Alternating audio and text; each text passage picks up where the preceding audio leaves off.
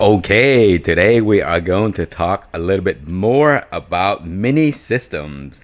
I have the hybrid system, which is growing peppers in soil. Then I feed them hydroponic solutions. I also have mini systems, which are completely hydroponic.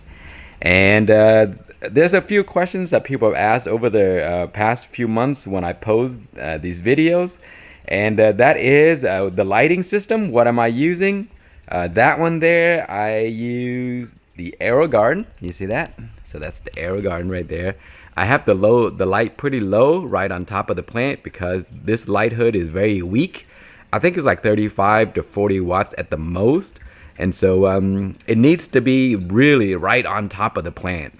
If you raise it up too far, the plants are going to stretch. And so that is the reason why I have it, pretty much like right on top of it. And this one here is the MTN Grow Station. And this one is actually much more powerful. It is 100 watts. And so I have to reduce the intensity to 40%. And also I have it really, really high above. And so when I had it too close, the leaves started to burn. Look at this here. You see how kind of yellowish leaves? So let's take these guys out and then we'll answer some questions and I'll talk you through it. And maybe I can inspire you to grow some of this, during the winter time or when you can't grow outside. Okay, so let's take a look closely at each of the different setups. The hydroponic ones here is just like so. And all I'm using here is a net cup, which is 2-inch net cup, and it fits right into the water bottle, which I cut in half. And you see the cup is kind of floating, and then down here is the reservoir. And so this is pretty small, so they do run out of water pretty quickly. And then this system here is a hybrid system. I started it with soil. You see all the whole cup is soil. Everything is enclosed. There's no holes at the bottom. There's no way for the water to get out. And it's also very hard to feed the plant. That is the reason I have the straw right here. And so when I need to feed the plant, I have my nutrients mixed and then I just pour that in. And that's how I feed it. And when I feed it, the water goes right down to the bottom, and then it kind of like dissipate or kind of like go up here, kind of spread out and go up, and then the plant will use it.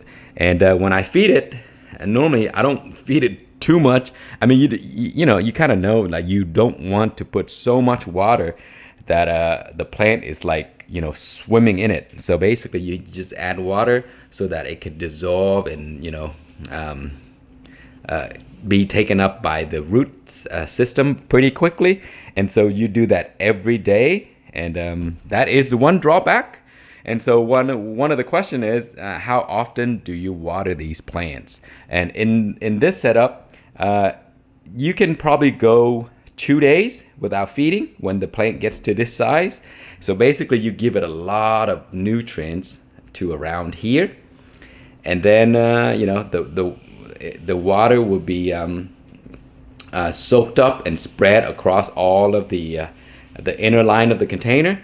And then it's going to be a little heavy. You can tell by the weight after a while. And then that could sustain the plants for 2 days or so. And you're gonna have to provide more feeding. And then another question is, are the plants this small able to produce normal sized pods? And the answer is yes, they will produce normal sized pods. They actually do produce a lot. But because the plants are these plants are so small, even when they produce a lot of flowers, many of them will drop. And so it will keep as many as it could, but a lot of them would drop, but still you are going to get so much. You see that? Those are all the peppers right there. And these are normal size peppers. And here is the one this is the King Star White Tie. You see that? This is still growing, so it will get to a normal size. And you see these here? These two are the same. They're the same variety. And as you can see, you see the pod size are pretty normal, and yeah, they're growing pretty well. Look how small this is, and you can count like 1, 2, 3, 4, 5, 6, 7, 8, 9, 10, 11, 12. I mean, you know, it could go up to like more, like 20 to 25 peppers for just something this tiny. Okay, and so that the Koozie, people have wondering what the Koozie are for.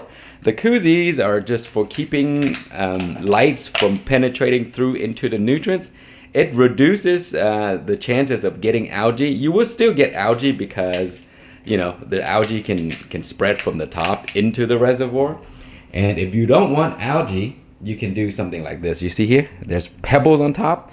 So you place those pebbles on top, and that will reduce dramatically the algae that you can get, you see?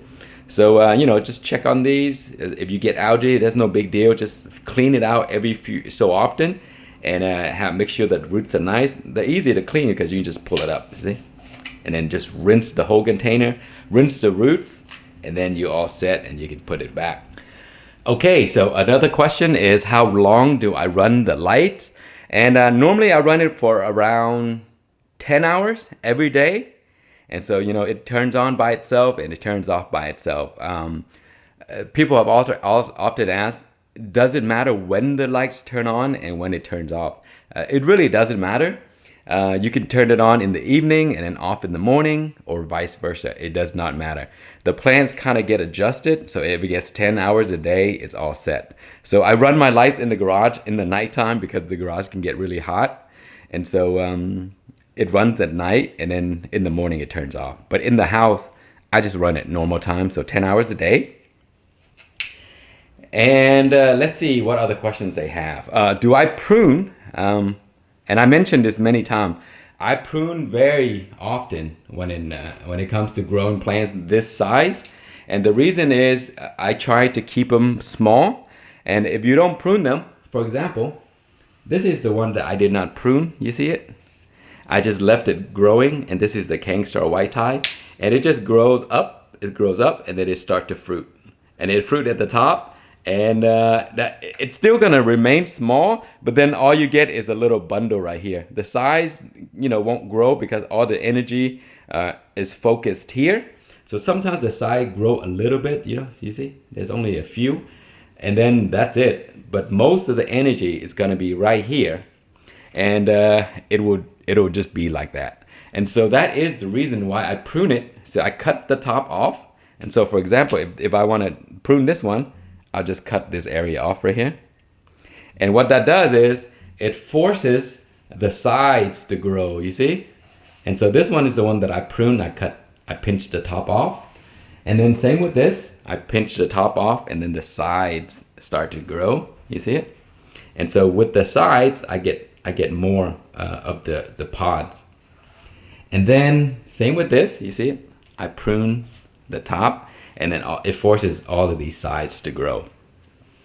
And when you prune, it does set your plants back quite a bit. So you see this one here, I pruned it. It took like probably a month to come back to it, you know, to being able to produce again.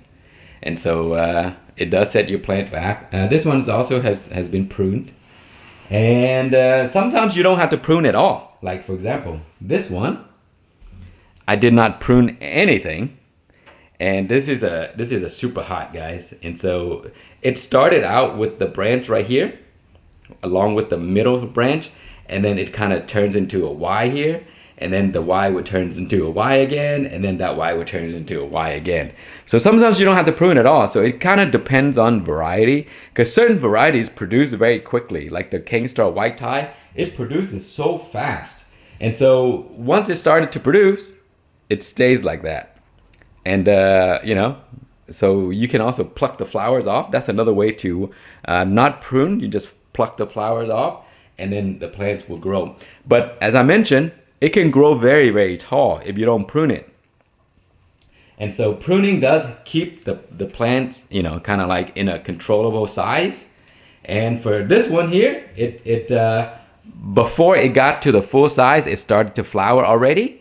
And so because of that, it kind of stopped growing. So that is kind of like a good thing. And so now it's growing very little, but it's gonna focus more on fruiting. And so it's gonna remain this size. So that's pretty interesting. You see? So, pruning certain varieties work, and some varieties you don't have to prune at all. So that's that. And how do I mix my nutrients? Okay, so I use which another question is how do I mix my nutrients, but also what nutrients do I use? So I use the Dyna Grow and the Dyna Bloom. And here is the nutrients themselves. So here's the Grow and here's the Bloom. And I do also supplement some cow mag. I bought cow mag in a big container, and I just divide them up into little stuff like this, so I can use them in that little room. So anyway, during the growth stage, before the plants begin to flower, I use this 5 milliliter per gallon of water. That's as simple as it gets. I mentioned that I don't pH, but you should always pH. So keep your pH between 5.9 to 6, which is perfect. And check it often. If you don't use your nutrients for like a week or so, check the pH before you feed it to the plants. And that will also help keep the plants healthy, and it keeps your flower from dropping. It keeps, it's a good habit. And then once the plants start to flower like this here, you can switch completely over to bloom. So 5 milliliter per gallon of water. And once they start to fruit, I also use a little bit of this. So 5 milliliter along with the bloom. And that really help set fruits. And it also keep the fruits healthy, and give it calcium, magnesium, so that the fruits can look healthy and strong and taste great too. And so that is as easy as it gets. So I usually mix it in a gallon, or you can mix it into this, and just feed your plants. And so when you feed the plants, like in this one, remember, always feed it to the net cup level. Do not go all the way up here, because you're going to drown the plants. This is the non-circulating method. So all the bottom area right here, those are your water roots. They do not breathe air. And the roots around this top level, hanging in the air with fuzzes, those are your air roots. And so those are the roots that take in the oxygen to keep the plants alive. So without the oxygen, they're going to drown because they cannot breathe. And so when you refill, just dump out the old nutrients that are in here, and then fill it right back to under the net cup level. And that is it. And so with this, when the plants are this size right here, it usually takes around 2 to 3 days, sometimes 4 days, depending how big the plants are. So between 2 to 4 days, that's how often I feed these guys right here. And then how long do they take to start fruiting? They fruit very fast, guys. I think 3 months or less, you will already get fruits for these guys. And so it's super crazy. They're super fast. Let's see here. I have this one here. I think I started these guys in almost February, January 23rd. So January 23rd.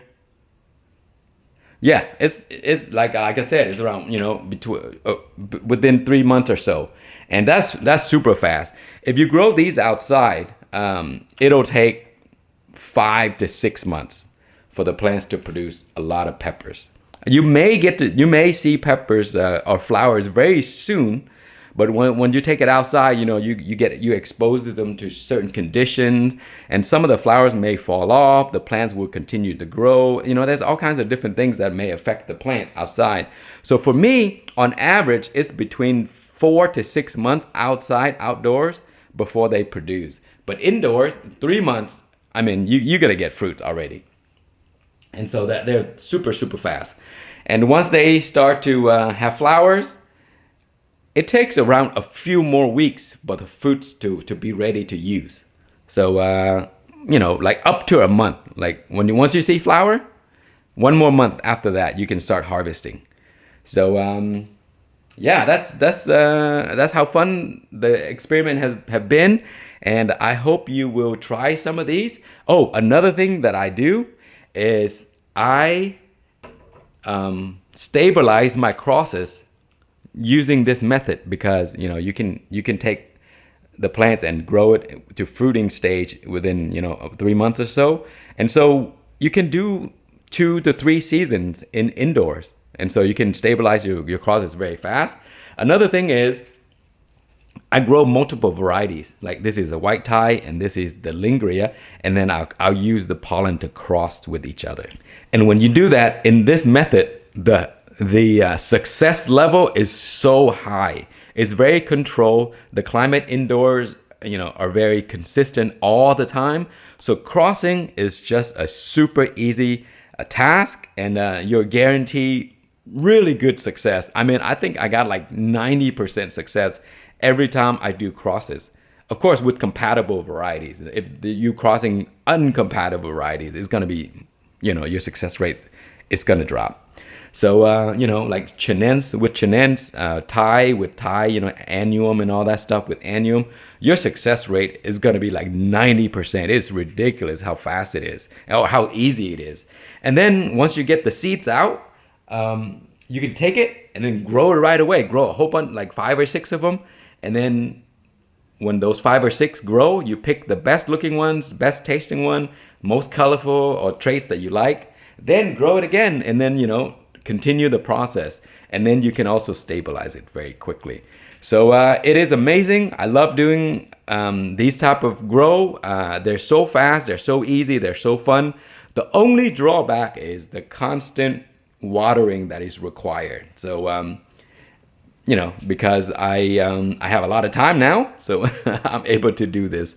So if you have time, let's say you go out of town for a few days, which I do go often. So instead of these little mini containers, I just take these out right here and I put them into a larger container like this. See how easy it is? Just put the roots in, squeeze them in there, twist it a little bit, and now you have a whole bottle that will last you 5 to 6 days. And so when I go to town, 3 to 4 days, 5 days, whatever, then I switch the little container to a larger method. But you can start with this larger method and it still would work great. And the larger as I mentioned, the larger the container, your plant may grow bigger than you want. So anyway, thank you so much for watching. I hope this helped answer a lot of your questions and inspire you to do some of this grow. And guys, cross your own peppers, make your own variety, and name it after yourself. Thank you so much for watching. Please like, comment, and subscribe.